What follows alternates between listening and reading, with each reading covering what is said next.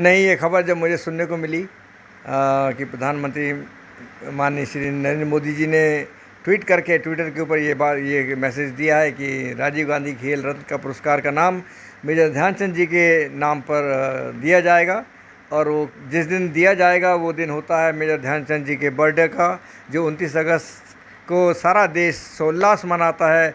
हर school college के अंदर, हर क्षेत्र के अंदर, हर संस्थानों के अंदर खेल दिवस की चर्चाएं होती हैं, खेल होते हैं। बच्चों को वो दिन एक खेल दिवस के रूप में जो मिला है वो ध्यानचंद जी के बर्थडे पर मिला है। उस दिन सारे अवार्ड, नेशनल अवार्ड्स हमारे जो वो दिए जाते हैं, उसमें राजीव गांधी खेल रत्न पुरस्कार भी हुआ करता है।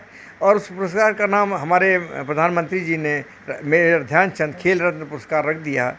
और ये अवार्ड अब दिया जाएगा, जिसकी खुशी हम सब खिलाड़ियों को इस बात की है कि चलिए हमारे जो खिलाड़ी उस दिन अवार्डों को लेंगे, जो नेशनल अवार्ड होते हैं उनको लेकर उनको डेफिनेटली वो एक गर्व महसूस करेंगे कि ध्यानचंद जी के नाम का अवार्ड, एक खिलाड़ी के नाम का अवार्ड, एक ऐसे खिलाड़ी जिसने दुनिया के अंदर भारत देश का नाम का डंका बजाया, एक ऐसा खिलाड़ी जिसने 3 गोल्ड मेडल जीते, एक ऐसा खिलाड़ी जिसने देश के महानता को और देश के नाम को उस ज़माने में जब हम गुलाम थे उसमें हमारे देश को एक सम्मान दिलवाया। और डेफिनेटली एक बड़ा हमारे लिए गौरव की बात हर भारतीय के लिए कि ऐसे इंसान हमारे देश में जन्मे और उन्होंने काम किए, और ख़ास तौर से खेलों में। अशोक जी, उनको जादूगर क्यों क्या कहते थे?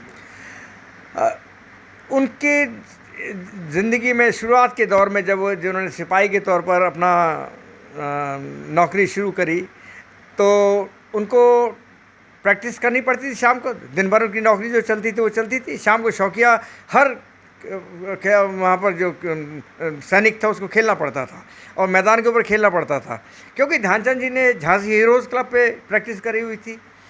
हमारे दादाजी एबर्टगंज में रहे, किराए के मकान के ऊपर चित्रा के पीछे, वहाँ पर रहते थे, वहाँ किराए में रहे। फिर दादाजी ने यहाँ पर जहाँ पर ये घर बना है, जो आज एक संग्रहालय का रूप ले लिया जिसने, उसमें आकर शिफ्ट किए हैं। यहीं पर झांसी हीरोज़ क्लब, जिसको चांदमारी ग्राउंड कहा जाता था, इस ग्राउंड के ऊपर प्रैक्टिस करी। और जब उन्होंने आर्मी ज्वाइन करी, तो आर्मी ज्वाइन करने के बाद जो ये प्रैक्टिस करी थी इस ग्राउंड के ऊपर, जिसके 100 साल इस साल पूरे हो रहे हैं। 1921 में शुरू की थी झांसी रोज़ क्लब, और आज 2021 हो रहा है, तो 100 साल हमारे ख़त्म हो रहे हैं। उस ग्राउंड के महत्व को, ध्यानचंद की उस प्रैक्टिस को, जो उन्होंने अपने कैंट के बाहर दोपहर के वक्त निकल कर प्रैक्टिस करना, लोग सो रहे हैं, ध्यानचंद अपनी हॉकी बॉल और हॉकी स्टिक से वो एक जुनून आ गया। क्यों? क्योंकि जब वो शाम की प्रैक्टिस में कहीं मैच खेल रहे थे, तो उनके सूबेदार मेजर बाली तिवारी साहब हुआ करते थे, जो देखभाल करते थे, जो खिलाड़ियों को देखते थे कौन खेल रहा है कौन नहीं खेल रहा। उन्होंने देखा कि लड़का बड़ी ड्रिबलिंग कर रहा है, और वो लड़के के पास गए तो देखा, अरे ध्यान सिंह, तुम इतनी ड्रिबलिंग क्यों करते हो? ये ड्रिबलिंग का खेल नहीं है, ये टीम गेम है। वो टीम गेम ध्यान सिंह के नाम उनके दिल में असर कर गया, और उस दिन के बाद से उन्होंने ड्रिबलिंग के साथ साथ पासिंग, मूवमेंट और कैसे खेलना होता वो सीखा, जो उनके खेल में इजाफा करता चला गया। और इजाफा इतना क्या कि बॉल कंट्रोल हो गया, बॉल ऐसी हो गई कि बॉल हॉकी से छूटती नहीं थी, लेफ्ट राइट ऊपर नीचे जिधर बॉल फेंके वहाँ जाए, क्योंकि प्रैक्टिस की हुई थी। चांदनी रातों में, रात के वक्त, शाम के वक्त वो प्रैक्टिस करने चले जाते थे। तो जब इतनी प्रैक्टिस उन्होंने इंडिविजुअल प्रैक्टिस करी, तो वो जादूगरी ही का रूप लेके आई है।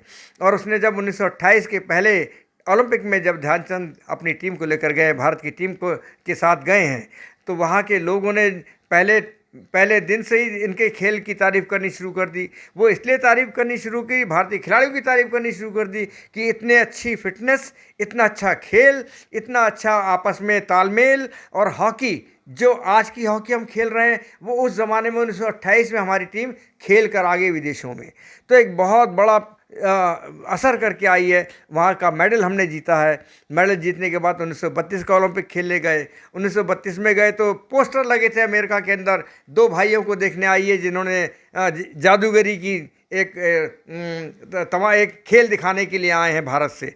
तो इस तरह के पोस्टर 1932 में लगे।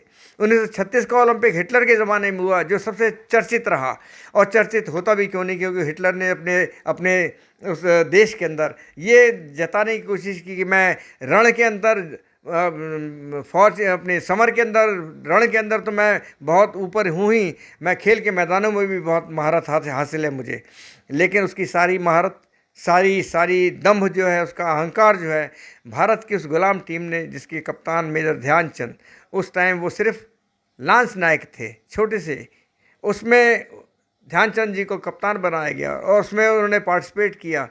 और जब पहला पहला मैच जो होना था, फाइनल का मैच, वो 14 अगस्त को होना था, लेकिन किसी वजह से क्योंकि पानी गिर गया उस मैच को पोस्टपोन किया गया और वो दिन 15 अगस्त का निर्धारित हुआ और 15 अगस्त 1936 को बर्लिन की इस ग्राउंड के ऊपर मैच खेला गया जिसमें हिटलर भी शामिल था।